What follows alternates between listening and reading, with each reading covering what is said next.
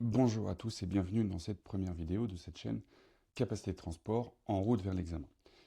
Je me présente, je m'appelle Luc, je suis directeur pédagogique et fondateur du centre de formation CFTL Transformation.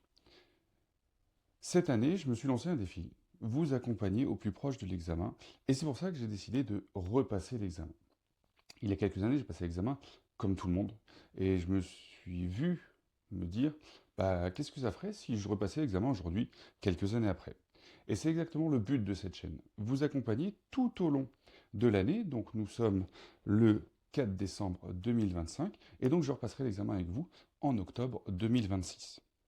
Bien évidemment, je vais documenter et je vais vous partager les étapes de travail qu'il faudra suivre. Mais cette chaîne, elle n'a pas but non plus de vous faire une formation, car rien ne remplacera une formation. Mais je vais essayer d'être le plus objectif possible. C'est-à-dire que je vais vous présenter les solutions que je vais utiliser, celles que je mets en place dans mes centres de formation, mais également voir un petit peu tout ce qui se trouve sur le marché. Alors on trouve de tout. Des formations à 39 euros. Est-ce que c'est valable ou pas? Des manuels que l'on trouve à 7 euros sur certains sites marchands. Eh ben ça, je les ai juste devant moi. J'ai regardé un petit peu ce qui se trouvait. Alors, on trouve de tout et on trouve de rien. Bien évidemment, cette vidéo n'est pas but de démonter telle ou telle personne. Le but, c'est d'être le plus objectif possible. Donc, ce que je vous propose, c'est de vous abonner à cette chaîne.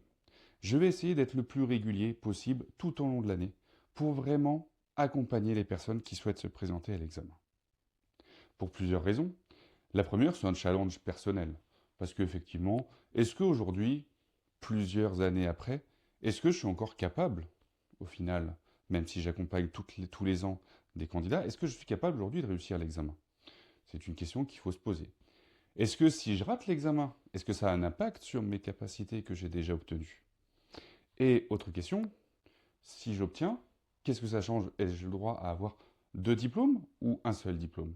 Plein de petites questions qui se posent forcément, et donc bien évidemment qu'on va tenter de répondre ensemble. Alors j'ai déjà des réponses, mais je ne vais pas tout vous dévoiler non plus.